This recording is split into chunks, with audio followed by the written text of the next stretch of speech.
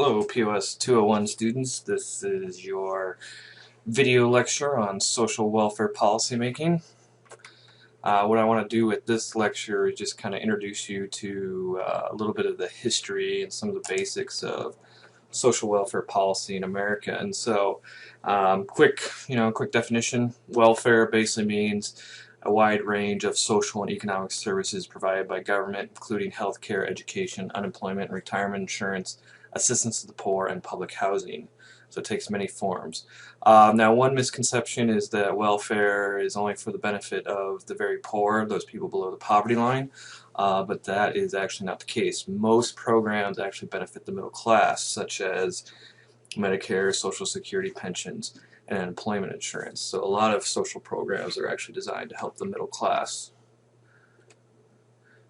And compared to our Western European counterparts, the United States provides fewer and less extensive benefits. You can think of it as a scale. On one end you have social welfare programs and sort of more socialism. On the other end you have sort of capitalism. America's a little bit more on the capitalistic scale compared to our Western European democracies. And a lot of that could be because of the long tradition of individualism and suspicion of government power. We've always, our political culture always seems pretty suspicious of government being involved in the affairs of individuals. U.S. Supreme Court, though, first permitted welfare legislation in the late 1930s under FDR's New Deal policies, and I'll talk about that a little bit later. Some of the downsides for Europe, because of their extensive social welfare programs, they have been, as you know, experiencing fiscal crisis, budget crisis, and cries for austerity. Their unemployment usually sits a little bit higher than ours. Usually normal unemployment for the United States is about 6%. Normal unemployment for them is about 10%. So that is some of the effects of that.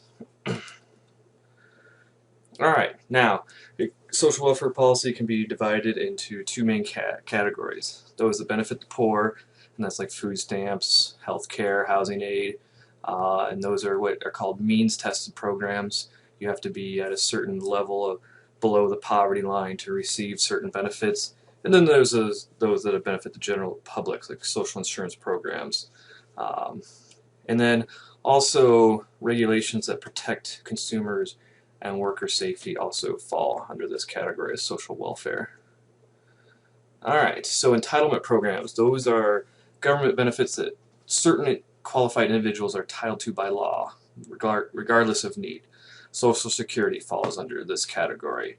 They've paid into it their entire life. By law, they're entitled to receive their social welfare checks when they retire. Means-tested programs, those are the ones that go to certain individuals that are living below the poverty line. And so means-tested means that they have to fall within a certain income level category in order to qualify for the assistance. Alright, now to talk about income in America, one thing that often comes up and what we'll discuss in class further is income distribution. As you know, there's a lot of talk among pundits and politicians about the shrinking middle class, about the growing income gap, the 1% owning a large portion of wealth in America, and so those are things that also fall under this category. And here's a table from one of my textbooks that kind of outlines what shares of wealth divided by income quintile. So you have the lowest fifth of the country, and then the highest fifth, and then how much, what income shares do they hold. And this is supposed to illustrate how it's kind of slowly changed over time. You can see that third fifth here, it does sort of, you can see that it's been shrinking somewhat, and same for the fourth fifth. The lowest has stayed relatively the same and actually has gotten a little worse. And then what pundits and politicians are talking about, particularly during this election season, is that what the highest fifth have, and they continue, and their share of income continues to grow. Alright, so how do we define poverty in America? Well, the poverty line is what a family must spend for what is considered a austere standard of living, or just like the bare bones. And in 2015, the poverty line for a family of three was considered 20,090. And currently, 46.7 million Americans, or about 14.8%, were considered poor as of last year.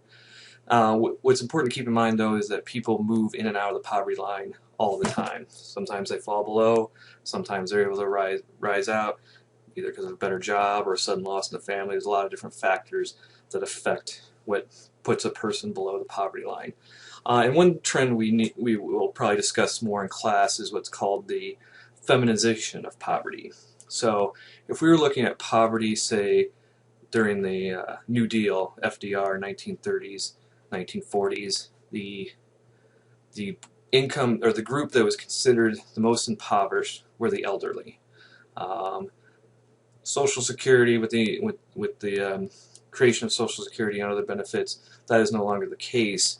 Nowadays, high rates of poverty are highest among unmarried women. And then this shows so the poverty rates by race. So you can see in 1965, with the Civil Rights Movement, blacks have slowly been getting a little bit better. Hispanics and blacks currently probably about at the same rates of poverty, and then you can see the comparison here with Asian and Pacific Islander and then non-Hispanic whites.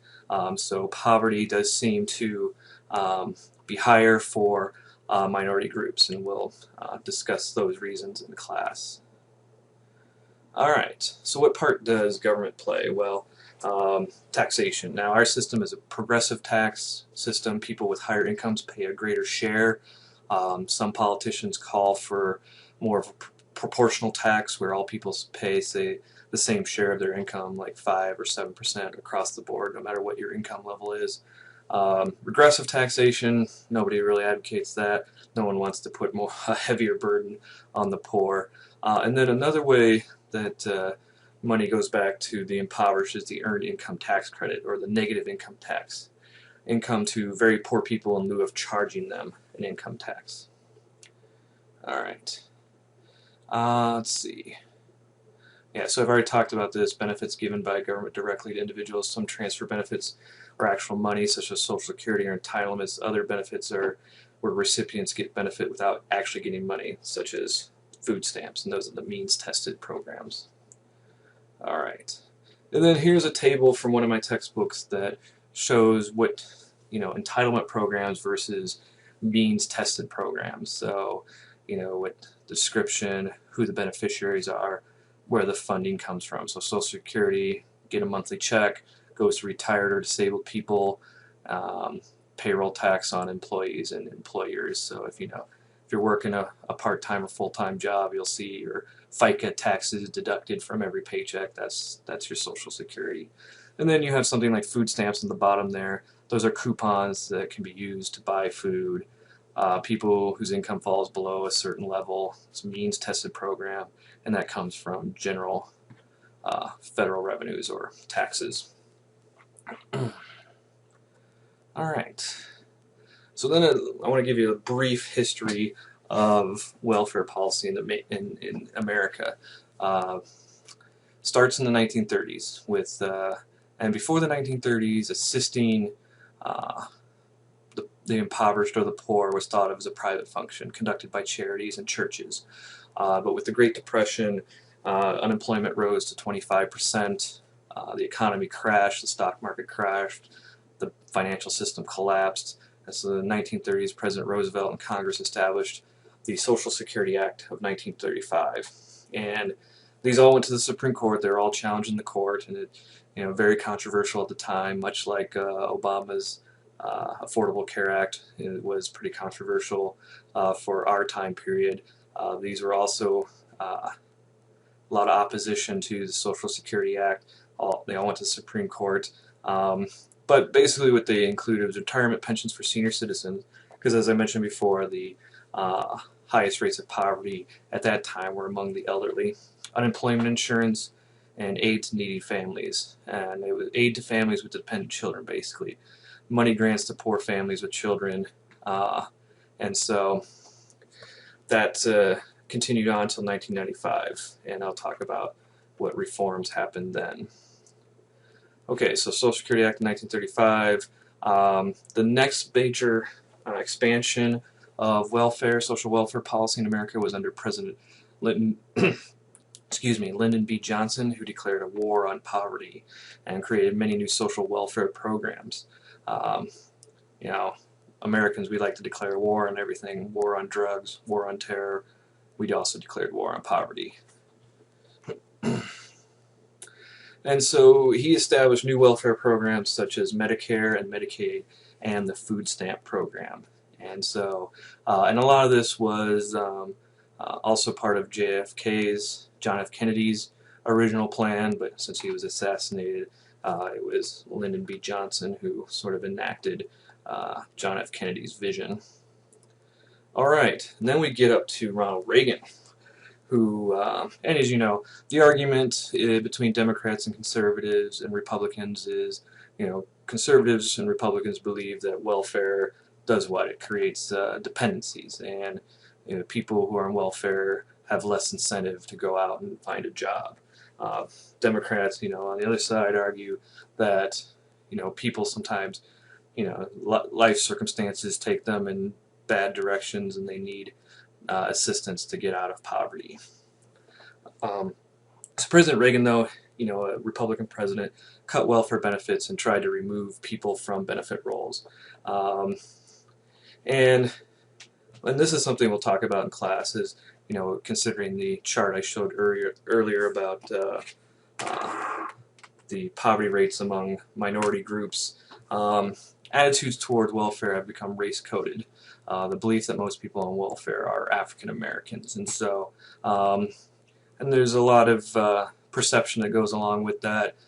Some of it very negative, as we will talk about in class. There's kind of two visions of why people are poor. A lot of Americans believe that a person is poor because they're lazy or they're not working hard enough. While attitudes sometimes in other areas of the world is that usually social environment has a lot of more involvement in factors for why people are born or why people are impoverished. Okay, so during the 1980s and 90s, basically aid to the poor shifted, reforming aid to families with dependent children. That program begun under FDR became the goal of President Bill Clinton and the Republican Congress to reform. And in 1996, Clinton passed a reform bill on welfare, and it was known as the Personal Responsibility and Work Opportunity Act. And basically, this is currently how the welfare system operates. Each state receives a fixed amount of money to run its own welfare programs. So if you think about what we talked about when we were doing the federalism section, this is kind of the relationship between the state and the federal level. Federal level mandates that each state has to give out at least a minimum of some social welfare programs and gives them a chunk of money to administer these welfare programs. Basically, the idea is that people are on welfare and must be seeking employment and find work within 2 years. There's a lifetime limit of 5 years placed on welfare, so you can't be on welfare for more than 5 years total, unless, of course, there's other circumstances such as a disability or something like that, and then there's no limitation. And then the original program under FDR was changed to TANF, Temporary Assistance for Needy Families. And while welfare rolls declined, there was no correlation with rising income in that sense, so the evidence is rather mixed on whether welfare rolls declined because of the changes they made, or they simply just made it harder for people to stay on welfare, and then they would sort of give up. And so that's one of the problems with measuring unemployment. Unemployment only measures those people who are actively seeking a job. It doesn't measure those people who have given up completely. All right, so welfare, so the TANF are the things that are changed about the assistance for needy families with dependent children. So national government provides block grants to states to assist in financing these programs. All adults have to find work within 2 years. Families are limited to 5 years. Adults 50 under without children could receive food stamps for 3 months maximum in a 3-year period. And of course, it makes legal immigrants were ineligible for benefits in the first 5 years in the United States. So you often hear a lot of talk about, oh, well, you know, the immigrants that come into the country, well, they're just a drain on the system. Well, the law actually prevents them. Not that there's not ways around that. All right, so, and also another thing that welfare rolls declined in the 1990s is there was a booming economy. We achieved almost full employment, which is usually considered about 4% unemployment. It was the information age, tech boom period. We had a balanced budget, and so the 90s were good overall. Let's see. And then we have to talk briefly about the problems of Social Security. So basically, as you know, after World War II, what's called the baby boomer generation, there was a big baby boom after World War II. And so problem is that now we have declining birth rates, and so the number of people paying into the system is declining while the number of retirees, those baby boomers, as they retire, is increasing. So Social Security is going to go into the red sometime 2038, 2040, according to whose predictions you read. But basically, the number, the trust fund that was created for Social Security is eventually going to run out because the ratio of workers to beneficiaries is narrowing. So yeah, sometime currently 2038 is what some people predict. Payouts for Social Security will exceed the money coming in. And so the question is, and this is where politicians argue and fight about, is what is the solution? Do you cut the benefits? Do you raise taxes? Do you take more out of people's paychecks? What's the solution? Do you raise the retirement age? And here's a fun fact. Well, maybe not a fun fact, but when Social Security was created, the average life expectancy was 65 years of age. And so they set the age for retirement at 65, banking that people would die before they could collect their benefits. Kind of morbid. But anyway, but if you think about it now, the average life expectancy for men and women is much higher. People are living longer. And so that's another reason why Social Security is running out. People living longer and drawing on those